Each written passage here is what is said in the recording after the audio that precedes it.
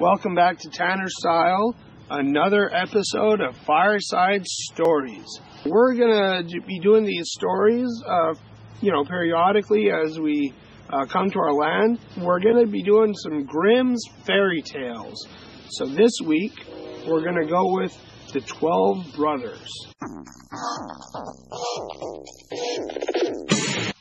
There were once on a time a king and a queen who lived happily together and had 12 children. But they were all boys. Then said the king to his wife, "If the 13th child which thou art about to bring into the world is a girl, the 12 boys shall die, in order that her possessions may be great, and that the kingdom may fall to her alone." He caused likewise 12 coffins to be made, which were already filled with shavings, and in each lay the little pillow for the dead. And he had them taken into a locked-up room, and then he gave the queen the key of it, and bade her not to speak of this to anyone.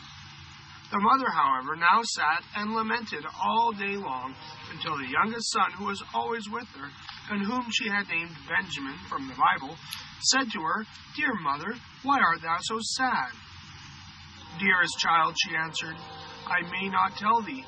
But he let her have no rest until she went and unlocked the room and showed him the 12 coffins ready filled with shavings. Then she said, "My dearest Benjamin, thy father has these coffins made for thee and for thy 11 brothers. For if I bring a little girl into the world, you are all to be killed and buried in them." And as she wept while she was saying this, the son comforted her and said, "Weep not, dear mother, we will save ourselves and go hence." But she said, "Go forth into the forest with thy 11 brothers, and let one sit constantly on the highest tree which can be found, and keep watch, looking towards the tower here in the castle. If I give birth to a little son, I will put up a white flag, and then you may venture to come back. But if I bear a daughter, I will hoist a red flag, and then fly hence as quickly as you are able, and may the good God protect you. And every night I will rise up and pray for you. In winter, that you may be able to warm yourself at a fire, and in summer, that you may not faint away in the heat." And after she had blessed her sons, therefore, they went forth into the forest. They each kept watch in turn, and sat on the highest oak, and looked towards the tower. When 11 days had passed, and the turn came to Benjamin, he saw that a flag was being raised.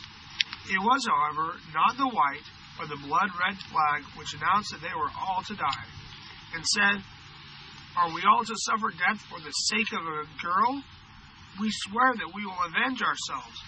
Wheresoever we find a girl, her red blood shall flow."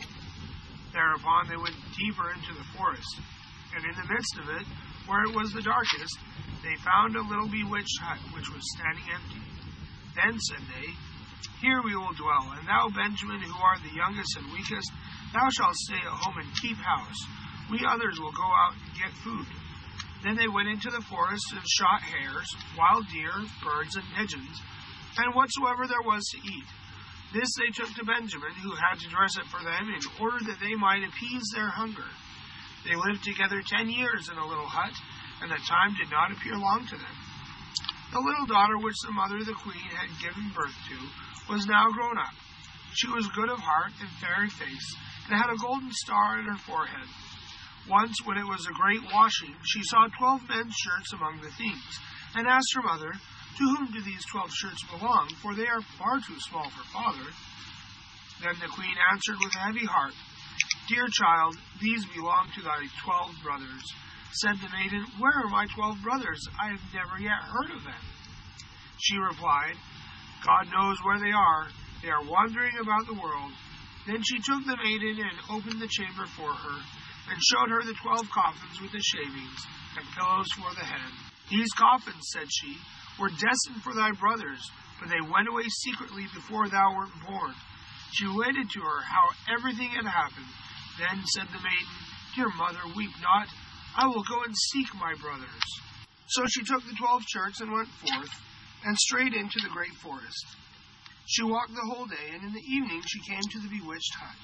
Then she entered it, and found a young boy, who asked, "From whence comest thou, and whither art thou bound?"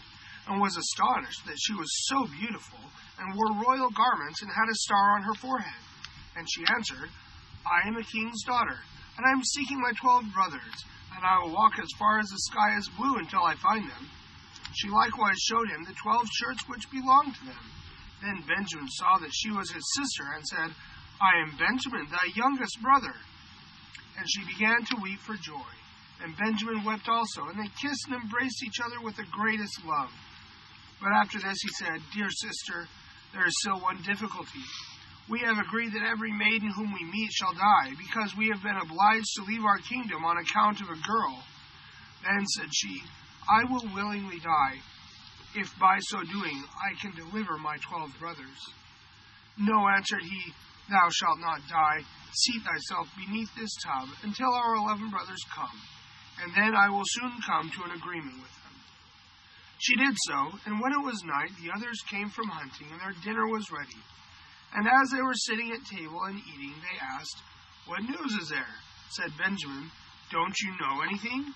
"No," they answered. He continued, "You have been in the forest, and I have stayed at home, and yet I know more than you do." "Tell us then," they cried. He answered, "But promise me that the first maiden who meets us shall not be killed." "Yes," they all cried, "she shall have mercy, only do tell us." Then said he, "Our sister is here." And he lifted up the tub, and the king's daughter came forth in her royal garments, with a golden star on her forehead, and she was beautiful, delicate, and fair. Then they were all rejoiced, and fell on her neck, and kissed and loved her with all their hearts. Now she stayed at home with Benjamin, and helped him with the work. The 11 went into the forest, and caught game, and deer, and birds, and wood pigeons, that they might have food, and the little sister and Benjamin took care to make it ready for them. She sought for the wood for cooking and herbs for vegetables, and put the pans on the fire so that the dinner was always ready when the 11 came. She likewise kept order in the little house, and put beautifully white clean coverings on the little beds, and the brothers were always contented and lived in great harmony with her. Once on a time the two at home had prepared a beautiful entertainment, and when they were all together they sat down and ate and drank and were full of gladness. There was, however, a little garden belonging to the bewitched house, wherein stood 12 lily flowers, which are likewise called students. She wished to give her brothers pleasure, and plucked the 12 flowers, and thought she would present each brother with one while at dinner. But the selfsame moment that she plucked the flowers, the 12 brothers were changed into 12 ravens, and flew away over the forest, and the house and the garden vanished likewise. And now the poor maiden was alone in the wild forest, and when she looked around, an old woman was standing near her, who said, "My child, what hast thou done? Why didst thou not leave the 12 white flowers growing? They were thy brothers, who are now forevermore changed into ravens." The maiden said, weeping, "Is there no way of delivering them?"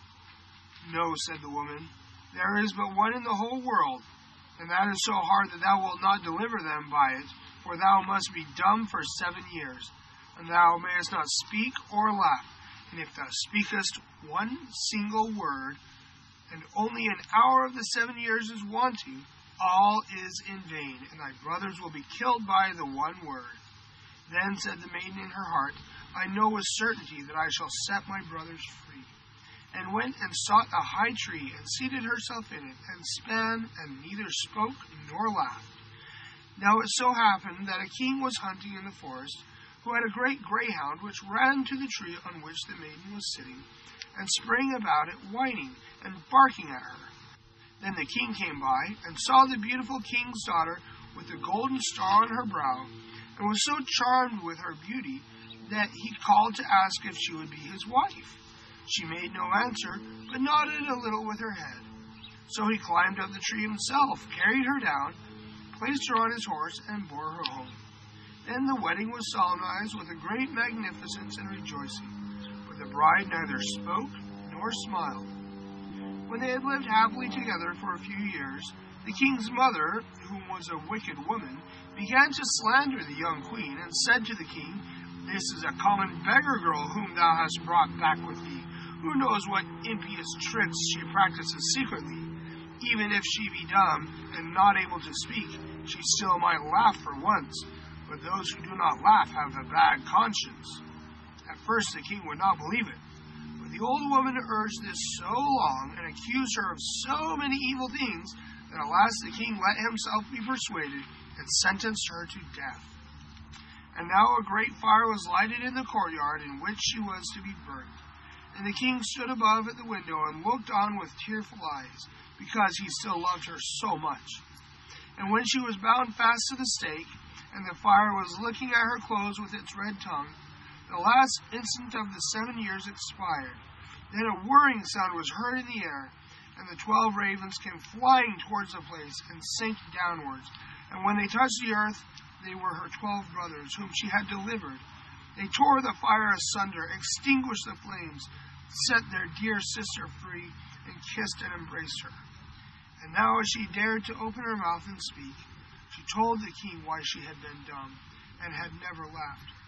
The king rejoiced when he heard that she was innocent, and they all lived in great unity until their death. The wicked stepmother was taken before the judge, and put into a barrel filled with boiling oil and venomous snakes, and died an evil death. The end. You know, I have never heard of this story, and now I'm wondering why it isn't a Disney movie, because this is like perfect. Thanks for joining us for Fireside Stories. Hope you enjoyed it, and we'll look forward to seeing you in the next one.